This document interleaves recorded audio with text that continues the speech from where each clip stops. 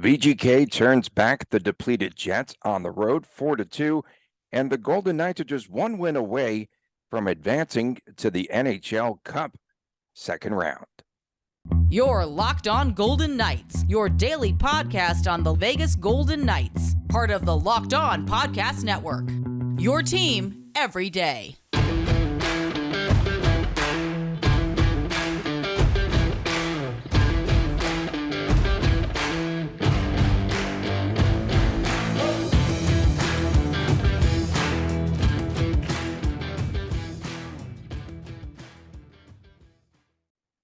Hi again, everyone. Tony Cardasco along with Chris Golick. And you can find us, of course, on Twitter, first of all, at Tony Dasco, at TDChrisG, at Locked On VGK. Thanks for making us your first listen each and every day. Locked On Golden Knights is the place to be on YouTube, and please subscribe there. And we are brought to you today by the Gametime app. Download the Gametime app, create an account, and use the code LOCKEDONNHL for $20 off of your first purchase. So Chris Golick, the Golden Knights holding off the shorthanded Winnipeg Jets on Monday. Final score was 4-2. The teams have now an extra day off to mend. And the Golden Knights, we were talking about a closeout coming up perhaps at the Fortress on Thursday. The difference in the game, a couple of goals by VGK within 47 seconds, bang, bang. Carlson and Barbashev, they gave it to Barbashev on the deflection. For VGK, that builds a 3-1 lead. Of course, we saw a late threat there by the Winnipeg Jets. They held them off. They gave up VGK leading 3-1, give up that fluke. They called it on Winnipeg radio, state-run, country-run radio. They call that a jump ball goal, which is kind of funny. That's pretty good, actually. And that is really good. And Brett Howden scored twice, including the empty netter. And that was, we talked about this, the 18th empty net goal given up by the Jets. But in any event, a nice, way to help out VGK. Nate Schmidt fanning on the puck there, which led to the empty net goal. We'll thank him over the summer when he comes here for the softball game. The VGK fans like him again. Right, and they like him no matter what. I mean, he can get a hat trick and score every goal in the series, and he'd still get a warm welcome in Vegas. Everyone does love Nate Schmidt. What stands out to me, first of all, no power play goals and giving up 2 power play goals, I believe. We'll talk more maybe about special teams later, but that's a concern as we look to hopefully advance to the next round. It would be nice to get a couple power play goals and win the special teams battle on Thursday night at T-Mobile. Only unfortunate thing right now, I would say, is the extra day of rest. Winnipeg is beat up. They got lineup questions. So it's unfortunate that we have to wait until Thursday instead of trying to close it out on Wednesday. But VGK is in a really good spot right now. I felt last night, Tony, you hit the score on the head. I was pretty close as well. We both thought VGK was going to control the game. And on the positive, you look at the goals Brossoit gave up. No issues there, right? The second goal, just a weird bounce off Pietrangelo's stick. And I put up on our Locked On feed on Twitter the aerial view, which was absolutely magnificent to watch the play. How does Pietrangelo not hit that? I mean, I know he's not a basketball player. I know it was a jump ball, as the Jets radio said. And like, he's eyeballing that thing the whole time. Like, we're not talking a soccer goalie trying to stop a ball over an 8-foot net. We're talking a 4-foot net and a 6-foot, one hockey player. Like, I don't understand how he didn't hit that, but not Pietrangelo's best game again. I'm concerned about Pietrangelo, Tony. I'm concerned. Okay, so VGK, I felt a big difference in this game. Again, with those injuries, the fact that VGK can roll 4 lines and consistently, and the depth, and this could take VGK pretty far. I believe the way that things are really shaking out, I'm really starting to believe that VGK could make it to the conference final and maybe into the cup final now because of the depth and because of what's going on in the other series. We have Colorado now tied up at 2 apiece with the Kraken. It could have gone up 3-1, but they lost in OT. We've got the thrilling series between Edmonton and the Kings, and starting to make me a little bit of a believer just the way that things are starting to play out. For VGK, another big difference, the way that the complementary players are stepping up. And last night, it's Brett Howden, couple of goals. Previous day, of course, Amadio. He pots the game winner. But the complementary players are also chipping in a lot. And it's just amazing the way that I think Bruce Cassidy now understands and knows this team late in the season, in the playoffs, because, again, he's just pushing all the right buttons. Depth and having a line three. I mean, when Paul Cotter, Pavel Dorofeev, and Teddy Bluger is your line five, so to speak, that tells you something. I mean, I saw that on Facebook. I forgot who said that. I give him credit for it. But when that's your quote unquote line five, that does tell you something right there. And Will Carrier is closer to coming back than not. I wonder who the odd man out is going to be when and if and when that does in fact happen. I don't think it's going to be as early as game 5. I think they'll hope to win game 5 and give him the extra, probably week off to when the second series will start, probably the following weekend here at T-Mobile Arena.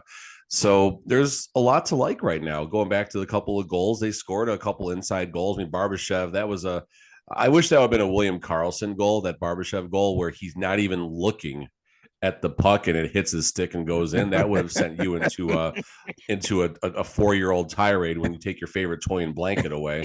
Karlsson jokingly, right place, right time, bounces off his foot, no kicking motion whatsoever, but he's in an inside place, which gives him a chance to do that. So you have to give him credit there on his third goal of the playoffs, co-leading the team with Jack Eichel. William Karlsson and Jack Eichel mentioned in the same sentence, Tony. There you go. Money well spent. There's a lot to like right now. Back to the depth, we're attacking in waves, which was extremely important for any team, right? You can't just rely on lines 1 and line 2. You have to be able to get that depth scoring, and we're getting it right now. You're getting it from everywhere, and it's all clicking. I mean, let's also call it what it is. Winnipeg is without 3 of their best players, and Ehlers, Scheifele got hurt early in the game, and then Morrissey got hurt early in game 3. It was. So, let's understand the fact that we're beating up on a team that, if it was the VGK, that would be without our version of Mark Stone, Shea Theodore, and, I guess you can say someone like Jack Eichel, so call it what it is, but the same boat, it's playoff hockey. You still have to advance, and, let's not get too far without mentioning the fact that Mark Stone, it seemed like there was a bounty on his head last night. Why were they trying to absolutely decapitate Mark Stone every shift? And why did the crowd all of a sudden start booing him the whole time? Like, what did I miss between games 4 and between games 3 and 4, where Mark Stone became public enemy number 1? Wasn't there who was it that he got cross-checked and then Stone was just hacking away at the calves and the legs of that? So at the end of the overtime, or the end of the end regulation? Of I don't think it was not regulation. The end of like the second period or something like that, where they took them both. I mean, sure, fine. That's just nonsense on both sides. But like some people are mentioning, like Winnipeg all of a sudden is mad about the salary cap drama, and well, that's fair. Oh, okay. So I don't know, but just every time he was out there, like they were. I'm okay with finishing hits. I'm okay with aggressive hockey. But there was a few times where, Mark Stone would dump the puck in, somewhere in the neutral zone across the red line, and you count 1,000, 2 1,000, and someone's finishing a check right there, which, that's borderline interference in the playoffs, let alone the regular season. So, if there's one concerning factor, that might be it. Winnipeg did play some loser hockey, but they calmed down their game in the third period and made a nice push. Larry Brossoit. He's doing it, Tony. He's doing it. He's definitely getting it done. And they were chanting something about him being a backup, and how could they lose to a backup?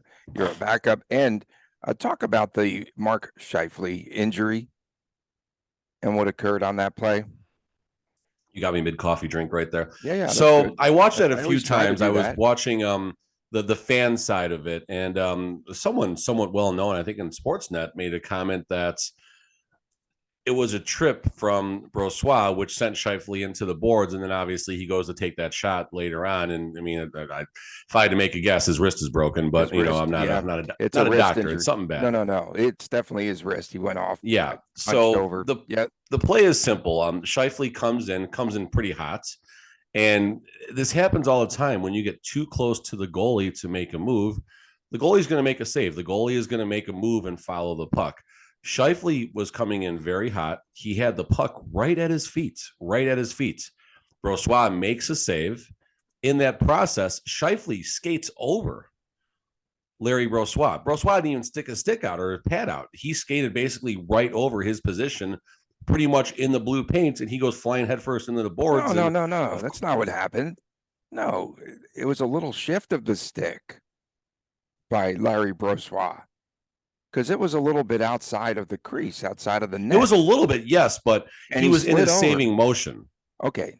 He was in his saving motion. I He could was see not. a call going either way, though. The more that I watched it slowed down, and I watched the replay that you posted Mhm. several times, yeah, he shifts over a little bit and might have gotten away with a little. He has to shift over, though. He's following the puck. I mean, all he's doing is following the trajectory of the puck there. He's not putting his body out. Like, it's not like Scheifele had him beat and was trying to finish the play around him. The save had already been made before the contact happens. That's the biggest thing that gets me right there. And I understand the perspective, and I certainly get what the Winnipeg Jets fans are going to say when they watch it. And listen, maybe if it's the opposite side, if it's Jack Eichel going over, maybe we have a different set of glasses on as we watch it. But at the end of the day, what gets me is the puck is right at Scheifele's feet. Brossoit makes a play on the puck, gets the puck, and it's no different than if a player makes a poke check, has a good stick, Tony. There you go. I know how much you love that. Player has a good stick. They make a poke check. They swat the puck away. As they're swatting the puck away, they then get the player's feet and the player falls down. That is a legal hockey play as long as you get the puck first. And obviously, you're not swinging your stick like a lumberjack, and doing something dangerous. But if you make a play at the puck, if you get the puck and then you wipe the player out in the process, you're clean. Kind of the same thing there with Brossoit. I'm concerned about things to learn how to finish the puck, and that wouldn't happen, Tony. He needs to shoot faster. I'm very concerned about VGK in the third periods. Now, a couple of games, they had the collapse there in game 3. In game 4, it was just one or two scoring chances before the Howden empty net goal. And they were just trying to play defense. I get that. But they weren't attacking, and that's what they were talking about on the television broadcast. And to me, it's a little bit of a concern. How about you? Whatever they did on Saturday when they gave up the 3 goals didn't work. We can certainly start there. And what they did was stop playing defense. Pietrangelo and Martinez, notably, and just the weird, not cleaning up the middle of the ice as those pucks were coming in. So we can start with that. Last night, all that happened was a weird, fluky situation. Otherwise, Brossoit did his job and he kept him clean. Winnipeg is going to make a push, Tony. And this is not just a Winnipeg-Vegas situation. You look at every series and these absolutely remarkable comebacks. Oilers come back from 3 down on the road to beat the Kings. Tampa Bay Lightning cough up a 3-goal lead just last night to the Maple Leafs, who 2 times in a row, 2 games in a row. So point being is this is playoff hockey. Teams are going to make an all-out, desperate push. That's very hard to defend. So I think you need to give some credit to not you, but we as fans and stuff like that. We need to give credit to the teams that are losing for being able to turn the Jets up. There you go, for being able to turn it up. And I mean, there's a reason they're playoff teams.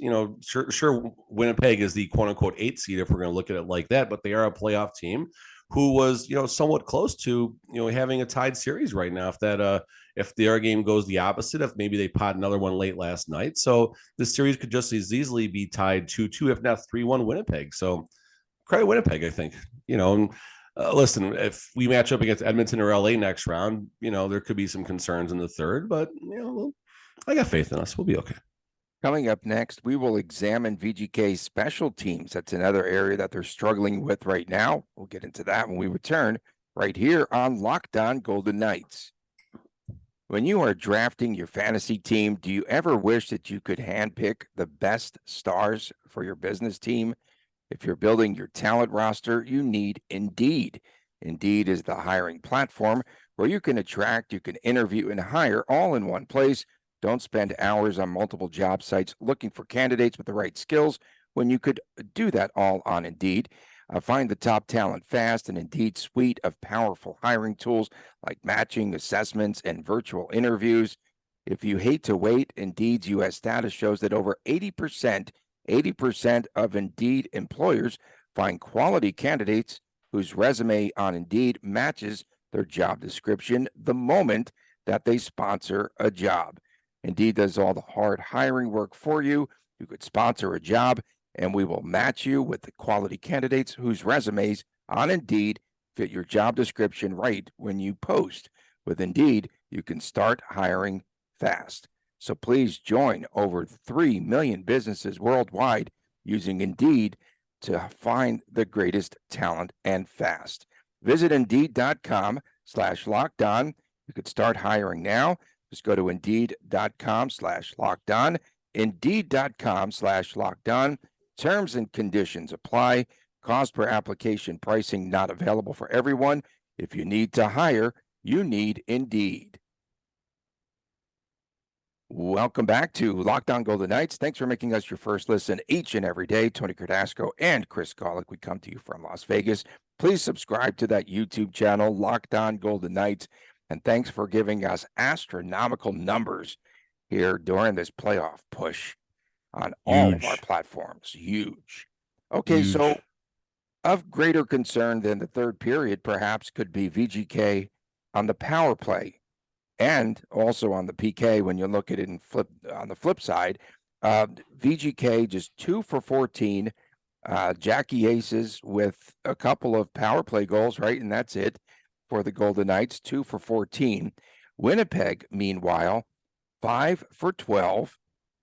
Wheeler and Dubois scoring on the power play goal last night, Chris. And the Golden Knights just have to stay out of the penalty box, and this is a great concern because the PK is not playing well, obviously, if they're giving up 5 goals already through the first 4 games of this series. You're not going to stay out of the penalty box. I mean, penalties get called all the time, so you can't change that aspect of the game. You just got to play the game. Talking about rankings right now of the 16 playoff teams, Vegas is 13th on the power play. And then on the penalty kill, which you would think this would be where they'd be stronger, they are 14th. Wow. So that's not a recipe for long-term success. Now, if there's a positive side, the sample size is very small. So these numbers can be skewed if VGK simply gets, 2 more power play goals the next game, just like they did in game 3 with Jack Eichel, those shots from the elbow. And the power play, I've said this is just, I'm a broken record with this. It's nice when they score, but if they can just be a momentum booster in the sense that you get your attempts, you get the puck movement, you get good entries, that helps. But unfortunately, the Golden Knights do lack that a lot right now. They lose that face-off down low, puck goes down, there's 25 seconds gone. They try and carry it in. There's another 12 seconds. And all of a sudden, the puck's in the corner. There's 5 more seconds. And maybe with 1:10 left, they get control of the puck and start moving it around. And they look for that bumper or that shot from the elbow or a shot from the point, something like that.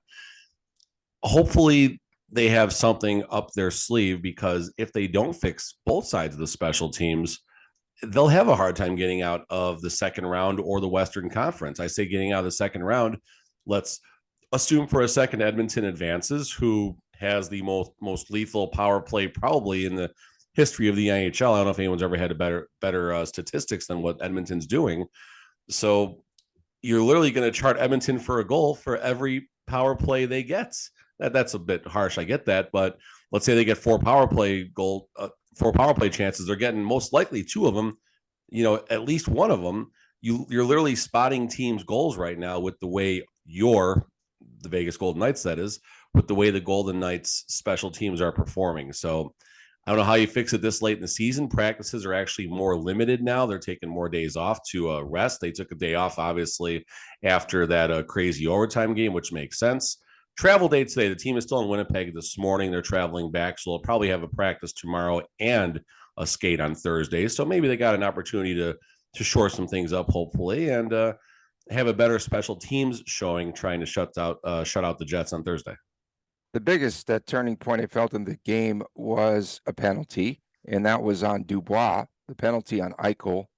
And then VGK doesn't score, right? They didn't score on the power play, but then it was Carlson and then the Barbashev tip-in. And so after that, it kind of was Quick a trick. And they were talking about how slowly the VGK was moving the puck around during that power play opportunity. And then, of course, they finally caught up to the puck, and then they scored that goal. Penalties have really killed teams in the playoffs. My goodness.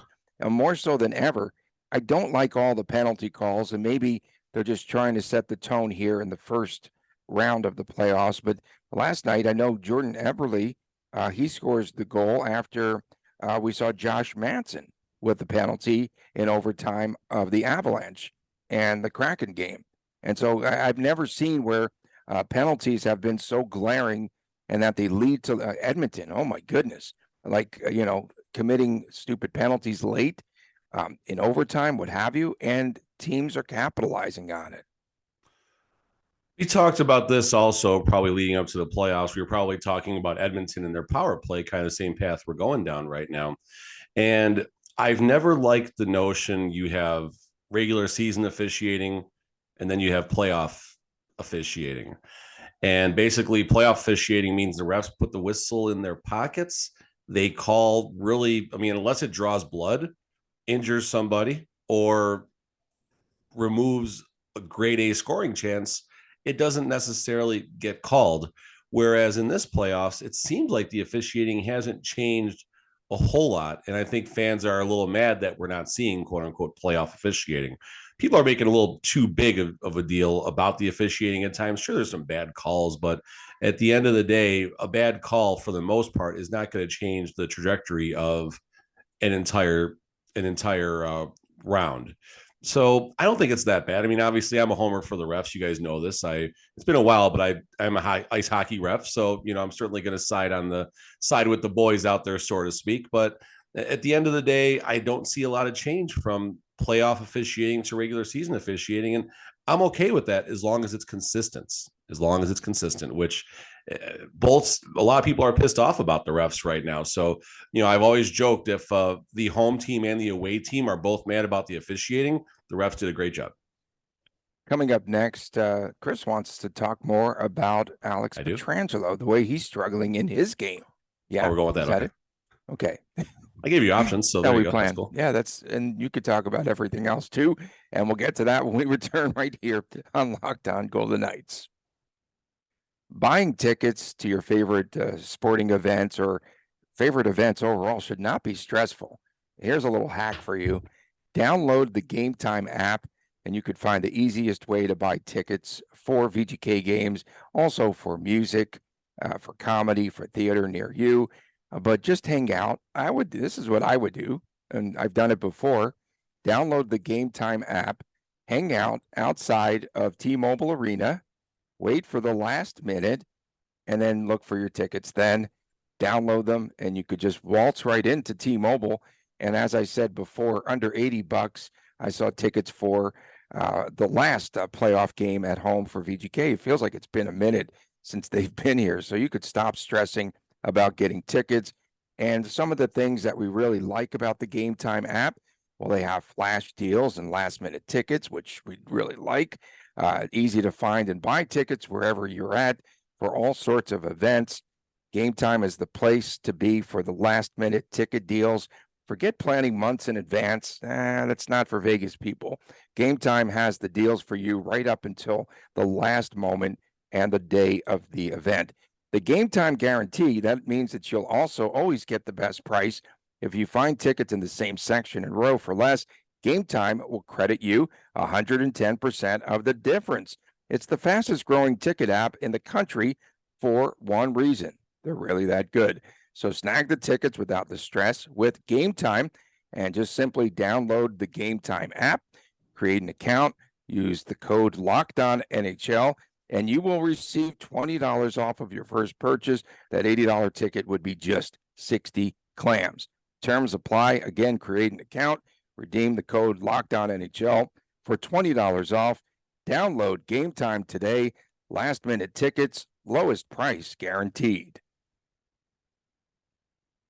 Welcome back to Locked On Golden Knights. Tony Cardasco of TMZ and Chris Golick here in Las Vegas. That was kind of funny because people said that they saw I'm having me. fun on Twitter right now. Oh, with TMZ? Well, TMZ no, line? just Twitter in general right now, but I heard your TMZ comment. I heard. Yeah, it was kind of funny. Okay, so Alex Pietrangelo. You are not pleased with his performance so far. What is going on with Pietrangelo? A few things, and I think, Tony, we can start by pointing the finger at all the minutes that he played throughout the regular season. I mean, how many times he's out there? 28 minutes, 27 minutes, 24 minutes, 30 minutes in a non-overtime game. 30 minutes, not too often, but definitely in the mid to upper 20s in a lot of games. And part of this is due to injuries and, important situations and all that. And me and my friends in the back of 217, we kind of joke about it. But Kevin and Christy, that is my day one friends up there. But how many times do you see him at the blue line where, whether it's a power play situation or just a 5-on-5, when the puck comes back and he can't keep it in the blue line? And we're not talking about like a clearing attempt or something like that, just like a puck that is kind of a light saucer pass, and he fumbles it and coughs it up, and all of a sudden the team has to reload or something like that. That's one thing. And then going back to this series in general, and he did it last night even once, but going back to the series in general, that the weird fluke goal last night, it's a weird situation. We're not going to blame him for his stick hitting the puck, but the fact that he can't simply, he was watching that puck the whole time, just staring at it like Robin Leonard eyeballing a hot dog. And, for whatever reason, he just, Robin, if it was a hot dog, Leonard would have got it, so I don't know. Pietrangelo maybe needs Leonard and Kessel. Kessel, talk about it. You talk about a jump ball. Leonard and Kessel would be fighting over. It'd be a jump ball fighting over the hot dog. And then Leonard goes all Jake the Snake all of a sudden, and never mind. Okay, moving on. I'm sorry. I said I wouldn't do that. So there's that. Pietrangelo not clearing out once but twice in game 4 when there's tip-ins from that mid-slot area, or allowing a grade A rebound for a big game to get tied like happened in game 4. So Pietrangelo, whatever it is, he's not playing a clean game right now. He's not playing a game worthy of 23, 24, 25 minutes or a $7 million contract. You want to talk about we dog William Karlsson all the time. William Karlsson is earning his contract this series. He's got 3 goals, Tony. You're not gonna win that argument this series. But Pietrangelo is not performing to the level of his contract in this series. And you hope Karlsson will continue, especially because it drives you nuts, Tony. But Pietrangelo does need to elevate his game, especially against the next series, because the Kings can definitely score goals. Fiala's back, so they're going to start moving the needle a little bit more on that side of the puck. And of course, if we get Edmonton, I don't need to tell you about the reasons that rhyme with McDavid and Draisaitl and penalty kill as to why Pietrangelo needs to step up his game. So simply put, I'm not digging Pietrangelo's game right now, and that is a weakness on this team for the moment. Other than blocking shots, Alec Martinez has the same sort of effect for me. I just think he's a step slow in getting back defensively. Have you noticed much about, of course, he's got to be the human welt by now, blocking so many shots, leads the NHL. So he had another big one last night too. He sure did. But he's definitely a step slow in getting back defensively. And I think he's been beaten a couple of times in this series. Yeah, definitely. And even regular season, there was a few times where Martinez was absolutely beaten. And folks, like, I know a lot, there's a lot of positive right now. The Golden Knights are up 3-1. They're hopefully going to beat Winnipeg for the second time in a row, 4-1, just like they did same fashion, basically a couple seasons ago, where they lose the first game, win the next 4 and knock them out. A little different with the home ice flop, but same situation. But this is not just about winning a playoff round and being happy. It's about watching a team on the ice where Tony said he's starting to be a believer, which everyone started throwing tomatoes and bananas and whatever else they have for breakfast. They're baking at you, their cupcakes, their donuts, whatever it is. When Tony's giving credit to VGK and picking VGK to win, it definitely hurts our ratings and stuff like that as we're trying to pick up some sponsors. But point being is, it's not just about eliminating the 8-seeded Winnipeg Jets, wild card 2, whatever. Fine, correct me, yell at me, I don't care. But this team needs to go on a deep run. And as we stated, as the season was winding down, when the season first started, Tony, I think we were like, okay, if this team can get the second or third seed in the playoffs, maybe win 1-2 rounds, it's probably a successful season if you look at it from a totality perspective and what happened last season with all the changes. Well, now you're leading the conference. Now you're the division champion. The goalpost moves at that point. It is conference finals or bust. And even you can even argue if they don't represent the West, it's a failed season at this point. So, Pietrangelo and Martinez are going to be a big part of that deep run. And Martinez, I mean, I get it, but Martinez is much more of a stay-at-home type of defenseman, where Pietrangelo is really needed to be a rush defenseman while also taking care of business on that side. And this is a pairing. This is a pairing that we're talking about right now. So hopefully things will get better, and I think they will. I think they will, but bottom line, there's two boxes that need to be checked right now. Special teams can be one box, and we'll combine that up. And I would like to see Martinez and certainly Pietrangelo elevate their games a little bit, because they're not right now. They're just not, especially Pietrangelo. I know coming into the playoffs, my goodness, you were the honk for Hellebuyck. You just were like, oh my goodness, I'm afraid to play this guy. I didn't think he was spectacular this season. And I thought he was fading a little bit coming into the playoffs, personally. And he's not had the best of series. No doubt. I mean, VGK has solved him, and they solved him in the 2017-2018 season too. They're finding ways to get pucks behind him, and goals rebounds. Exactly. No, the goals are scoring are decent. And I mean, Howden beat him clean yesterday. That's one of those that And then Hellebuyck's going to want back. One off of someone's skate, I think, too. I mean, listen, there's been a couple fluky ones, but at the end of the day, they're finding a way. And this isn't all on Hellebuyck. Hellebuyck's made some very good saves too. But again, if you look at all the players that are down for him right now, I have said that Hellebuyck can win a series. And listen, Hellebuyck can still win this series. Don't get me wrong. I think the chances are much more diminished, than obviously they were just a week ago today was game one, right? And Winnipeg came in and just wiped the mat with us, and we were like, oh boy. And then 3 games later, we're all of a sudden feeling a little high and mighty about things. And part of that is because Hellebuyck hasn't had the best of series. You had the injuries, you had everything else, and it's all going the VGK's way now. But they got to finish. No one wants to go back to Winnipeg. I don't want to watch a game in Winnipeg. I don't want to. The Golden Knights don't want to go back to that godforsaken snow, cold, and all that. They want to stay in Vegas. They want to get around to golfing over the weekend and, get back to work for round 2, whoever it's going to be. I think the one way to get to Larry Brossoit is to get to him early. He gives up that first goal, and then he seems to settles into net. And then, of course, he gave up that second one later. But I just think that he really does, for some reason, maybe it's a lapse. I don't know what it is. But he seems to give up that first goal in the first period. Then after that, he just finds his way. And he didn't have, he wasn't seeing the puck very well. I didn't think last night for the most part. Yes and no. There was a couple sequences where, he's kind of out there guessing. It was in the third period, there was one where he made a save and he lost the puck completely. So his first instinct was to stand up and lean back against the net in case the puck was shooting high off the glass behind him. And then he couldn't, the puck was in the corner. It took him a little while to track it. And I did mention some concerns about Brossoit and his speed, particularly going east and west, left and right in the nets. Part of that's because he is more of a positional goaltender where you don't see him move around as much. And I've compared him to Leonard in a sense that Leonard is more of a stand-up, block as much of the net as he can, and you got to find those small holes. Where Brossoit is a little quicker than Leonard, but he also plays a smarter game.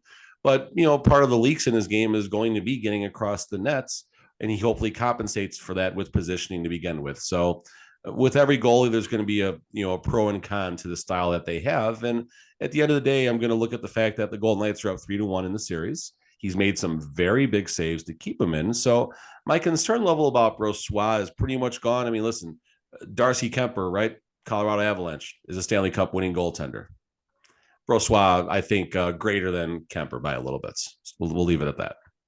The closeout game is really difficult, and that's going to be one of the things that I'm most intrigued about coming into this game here at the Fortress coming up on Thursday night. Just will VGK come out tight and pressing, and because you can start to sense that you have to close out this series, and those are the most difficult situations I think in all of sports when you're trying to play a closeout game, because you will also sense the desperation, right, of the Winnipeg Jets, and we don't know what their injury status will be with those three players. Let's definitely assume no Morrissey, no Scheifele. Ehlers is a question mark. He's been coming back. Fair. He's been skating some, so perhaps he'll show up. They rush him. They'll rush him back if he's 55%. As long as there's not a risk to greater injury, you'll see Ehlers on Thursday. You have to. Okay, coming up tomorrow, we'll again start to preview, talk about changes we might see, have some updates perhaps on those injuries and so much more.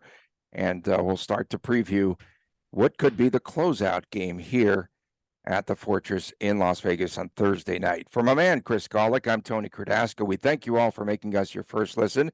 Hey, go to the YouTube channel, please, and subscribe there. Locked On Golden Knights. We'll see you tomorrow right here again, and take care.